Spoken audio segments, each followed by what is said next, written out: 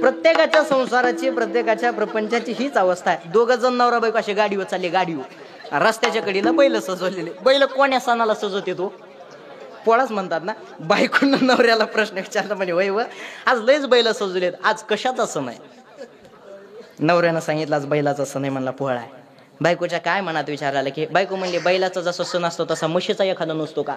असं म्हणले. आता नवऱ्यानं गपची बसवणार. नवरा म्हणला झाली की आता संक्रांत. बघा संक्रांत ऐकली बायकोला राग आला, ह्यानं माझा अपमान केलाय ना, मी ह्याचा अपमान केल्याशिवाय राहणार नाही. थोडीशी पुढे गेले, रस्त्याच्या कडेला गाडवं चरत होते. गाडवं तेवढ्यात बायको नवऱ्याला कशी करते, हा तुमचे पाहुणे.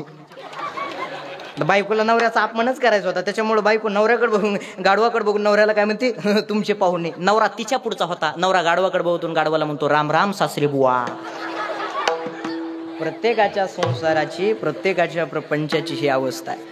हा संसार, हा प्रपंच जर कसा असलं म्हणे महाराज, फलकट आहे. फलकट तो संसार, इथे सार भगवंत. दुःख बांधवडी आहे हा संसार, सुखाचा विचार नाही कुठे. मुळातच संसारामध्ये, प्रपंचामध्ये सुखाचा विचार कुठंच नाही. जीवनामध्ये जीवन जगत असताना आपला अज्ञान जर बाजूला काढायचं असेल तर याच्याकरता साधू संतांकडे जावं लागेल. म्हणजे आम्हाला त्या देवाकडे जायचंय, त्या जगाच्या चालक मालकाचं, भगवंताचं नामचिंतन करायचंय. पण आम्हाला नेमकं करावं काय लागेल? त्यावेळेस जगद्गुरु तुकोबाऱ्यांनी तुम्हाला आम्हाला एक अगदी सोपं साधन सांगितलंय. काय साधन महाराजांनी सांगितलंय त्याचंच वर्णन अभंगाच्या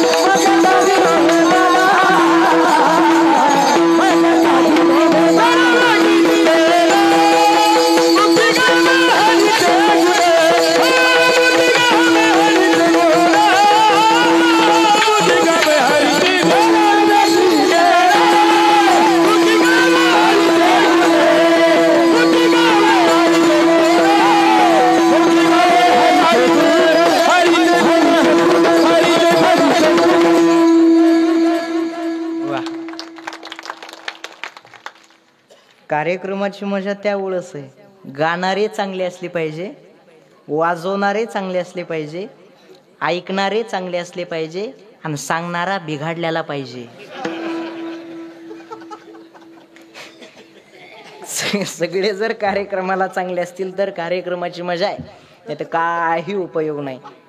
काही काही ठिकाणी बाबा गाणारे नसतात आणि वाजवणारे नसतात. एकदा खाली विदर्भात कीर्तनाला गेलो, तिथं गाणारे आणि वाजवणारे नाही, टाळ घेऊन मागं दोघंच उभा. मी म्हणलं मी पुढं म्हणतो तुम्ही मागून उचला. काय म्हणलं मी पुढं म्हणतो तुम्ही मागून उचला. ते दोघं उठले मलाच उचला लागले. आता काय करायचं सांगा बरं. याच्याकरता गाणारे वाजवणारे असले पाहिजे महाराज. माणसानं हसलं पाहिजे, बोललं पाहिजे. काही काही हसत नाहीत, बोलत नाहीत, काही नुसते अशी बघतोय.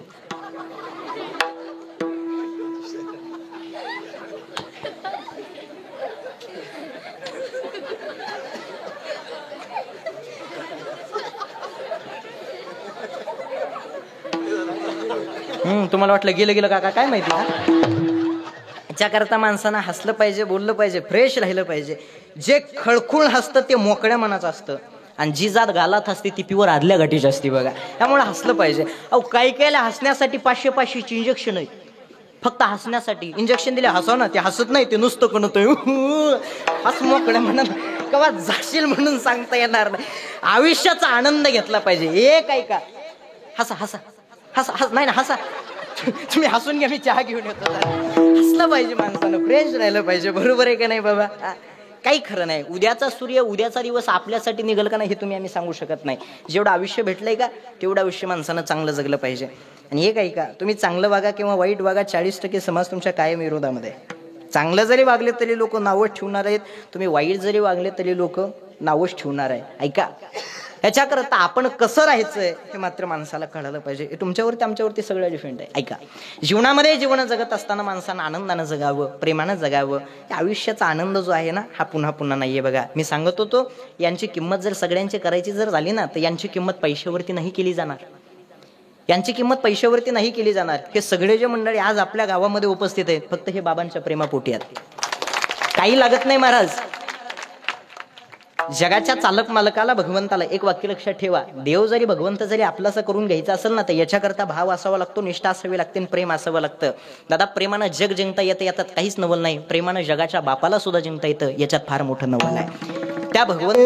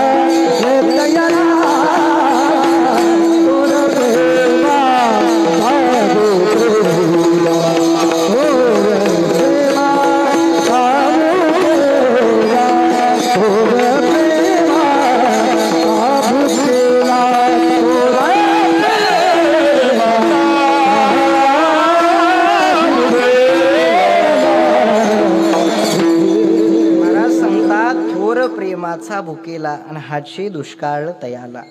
त्या भगवंताला जर काय लागत असेल ना तर भाव लागतो, प्रेम लागतं. आणि खरंच आपल्या सगळ्यांवरती प्रेम आहे आणि प्रेमापोटी तुम्ही सर्व मंडळी. पखवाज अजून सोपं आहे का? कोणाला सोपं वाटतंय बरं? पखवाज अजून सुद्धा सोपं नाहीये महाराज. कीर्तन करण्याच्या अगोदर मी सुद्धा 2 वर्ष पखवाज शिकलोय. हे मामाच माझे गुरुजी आहेत. 2 वर्षात मी 2च बोलू शिकलो. कोणचे माहिती का? धागी नत्ता आणि गीता गी गीता. 2 वर्षात 2 बोलू शिकलो. 2 वर्षानंतर आमचे वडील गुरुजीकडे गेले आणि गुरुजीला म्हणले, हा शिकला का आमचा मुलगा? गुरुजीने असे हात जोडले. गुरुजी म्हणले, तुमचा मुलगा नाही शिकला, मला जेवढं येत होतं तेवढं विसरून टाकलंय. बघा तुम्ही म्हणता परत आज कीर्तनात पखवाज वाजवायले कसं काय? बाबा त्यांनी लॉकडाऊन मध्ये रियाज केला म्हणून वाजवायले, बाकी काही नाही. लॉकडाऊन मध्ये कामच काय होतं? बरोबर आहे का नाही? लबाड बोलत नाही. माझी शपथ खरं सांगतो, आम्ही मामभाषानं पंक्चर काढले. खरं सांगतो, गाडी पंक्चर लाली नाही की शेजारी गाडी लावलेली असायची, हळूच जायचो आणि खिळा खुसून यायचो. असं पखवाज वाजवणं सुद्धा सोपं नाही. कीर्तन करणं सोपं आहे का? सोपं आहे? इथं बोलणं सोपं आहे? इथं उभा राहिलं खालची पब्लिक बघितली तर मांडे विठ्ठल विठ्ठल बोलतात. काय बोलावं काय सांगावं सोपं नाही. आमच्या गावात एक नवीन सरपंच झाले, नवीन, आणि शाळेमध्ये 15 ऑगस्टला भाषण करण्यासाठी गेले. असे सरपंच साहेब असे माईकवरती उभा राहिले आणि साहेबांनी सुरू केलं, आज 15 ऑगस्ट आहे, आज 15 ऑगस्ट आहे. आज 15 ऑगस्ट आहे. आज 15 ऑगस्ट आहे. कारण आज 15 ऑगस्ट आहे. सगळ्या मुलांनी एकसारखा ड्रेस घातलेला आहे.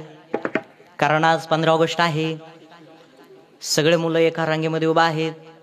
कारण आज 15 ऑगस्ट आहे. सरपंच साहेबाला म्हणलं, सरपंच साहेब 15 ऑगस्ट आहे पण का म्हणून ते तरी सांगा. सरपंच म्हणले, काल 14 ऑगस्ट होता म्हणून आज 15 ऑगस्ट आहे. बघा, बोलणं सोपं आहे का महाराज? बोलणं सुद्धा सोपं नाही महाराज. बोलणं ही फार अवघड आहे. गायन करणं, पखवाज वाजवणं, कीर्तन करणं ह्या कुठल्याच गोष्टी सोप्या नाही दादा. हे फार कठीण आहे. हे करणं काही सोपं नाही आहे. म्हणजे हे सगळे मंडळी आज बाबांच्या प्रेमापोटी इथं सर्व या आश्रमावरती उपस्थित राहिलात. ऐका, आणि हा कार्यक्रम आपला दृष्ट लागावा एवढा सुंदर चालू आहे. खरंच जर आनंद कुठं असेल ना तर इथं आनंद आहे. अरे इथं जेवढी मजा, इथं जेवढा आनंद, इथल्यासारखी मजा, इथल्यासारखा आनंद हा स्वर्गात सुद्धा नाही. हा सुख सोहळा स्वर्गी याच्याकरता महाराज सांगतात, मृत्यू लोकी व्हावा जन्माम्हा.